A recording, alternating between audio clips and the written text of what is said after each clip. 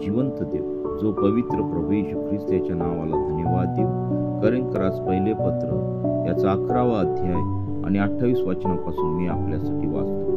म्हणून माणसाने आत्मपरीक्षण करावे आणि मग त्या भाकरीतून खावे व त्या प्याल्यातून प्यावे, कारण त्या शरीराचे मर्म ओळखल्याशिवाय जो खातो व पितो तो खाण्याने व पिण्याने आपणावर दंड ओढून घेतो.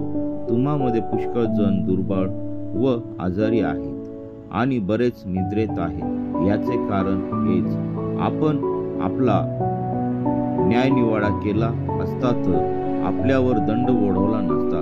ज्या अर्थी आपल्यावर दंड ओढवला आहे त्या अर्थी आपल्याला प्रभूकडून शिक्षा होत आहे, अशा हेतूने की जगाच्या बरोबर आपल्याला दंडाज्ञा होऊ नये. म्हणून माझ्या बंधूंनो, तुम्ही भोजनास एकत्र जमता तेव्हा एकमेकाची वाट पहा.